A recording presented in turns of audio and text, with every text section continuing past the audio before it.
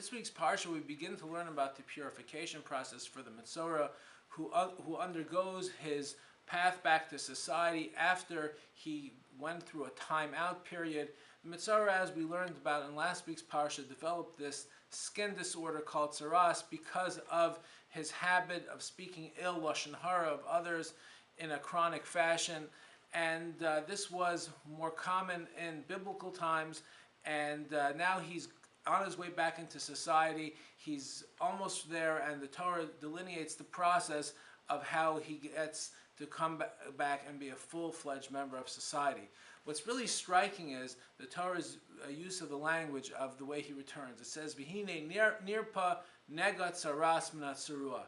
The skin disorder was healed from the tsaras. It doesn't say it was completely better. It just says it became a little bit better, and now wasn't officially designated as tsaras anymore. Rabbi Reisman points out something very interesting in terms of stress management, which really relates to this parsha. Because why do we speak ill of others? We speak ill of others because we get overloaded in our lives and we get stressed out, and sometimes we tend to lash out at others. So one of the core issues in terms of the addressing the basic principles of how to go ahead and improve in this area is to understand how we can go ahead and improve our stress management in our own lives. And that is, sometimes we get so tangled up when things don't work out exactly the way we want. We are only happy with a first place finish. If it's a second place finish, we are very unhappy and we get stressed out and we tend to lash out at others. And that's what tsaras teaches us. Is it going to get all better? Not necessarily. It can get a little better. The shade of color may be a little lighter. The size may be a little smaller.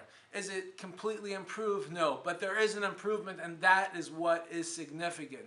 We are not always going to achieve perfection in all areas, but as long as there is a bit of an improvement, that is an important fact in our lives. And folks, we don't have to go ahead and imagine things in our lives, how important this is. Many times we get so stressed out because things don't work out exactly the way we want them to.